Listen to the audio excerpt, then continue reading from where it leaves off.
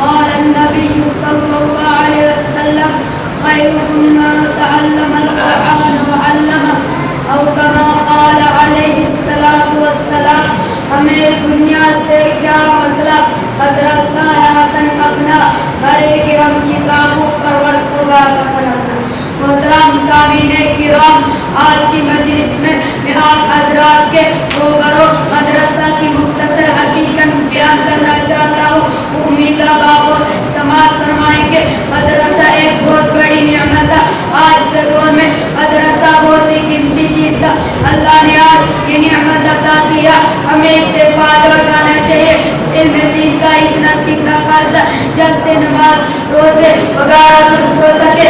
علم دین کی تعلیم اس مدرسہ میں ہوتی ہے. یہ مدرسہ ماں کی گود کی طرح، جس طرح بچہ ماں کی گود میں ترش پاتا ہے اسی طرح انسان یہاں بھی ترش پاتا ہے. اور مدرسہ انسان کو انسان بناتا ہے. یہ مدرسہ چند افراد مل کر بناتے ہیں اور مدرسہ کے افراد کو بناتا ہے. ہم مدرسہ کی عمارت بناتے ہیں اور مدرسہ ہمارا مت بناتا ہے.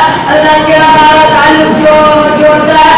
اور یہی نبی کا کام تھا کہ مخلوق کو خالق سے جوڑتے تھے. یہ مدارس بھی ہمیں اللہ سے جوڑتے ہیں، لہٰذا مدرسے جوڑتے ہیں. اور یہی نبی کا کام تھا کہ مخلوق کو خالق سے جوڑتے ہیں. یہ مدارس بھی ہمیں اللہ سے جوڑتے ہیں. جس طرح نبی مخلوق کو خالق سے جوڑتے تھے اسی طرح مدرسے ہم کو اللہ سے جوڑتے ہیں. لہٰذا ان مدرسوں کو نہ کوئی طاقت دلا سکتی ہے اور نہ کوئی مدرسوں کو توڑ سکتا ہے. محترم بزرگوں، یہی وجہ ہے کہ آج مدارس کا جال ہر ایک طرح بدنام میں پھیلا ہوا ہے، جبکہ حکومتیں نادر ان اداروں کو مٹانے اور ختم کرنے کی کوشش کر رہے ہیں. لیکن ان اداروں کا نصب ایسی ذات عالی کے قبضے میں ہے جس کو نہ کوئی بگاڑ سکا اور نہ کوئی بگاڑ سکے گا انشاءاللہ تعالی. اب اس کے متعلقین کے بارے میں سرور دو عالم صلی اللہ علیہ وسلم کی زبان سے سنے. حضرت انس رضی اللہ عنہ حضور صلی اللہ علیہ وسلم کا ارشاد نقل کرتے ہیں کہ اگر دنیا میں ان لوگوں کو دیکھنا چاہتے ہو جن کو اللہ نے جہنم کی آگ سے آزاد کر دیا ہے تو طلب علم دین کو دیکھیں. باخدا جو طالب صرف علم حاصل کرنے کی نیت سے کسی عالم کے دروازے پر جاتا ہے، جس کو ہر قدم پر 1 سال کی عبادت کا ثواب مل جاتا ہے اور اس کے لیے جنت میں ایک شہر بنا دیا جاتا ہے.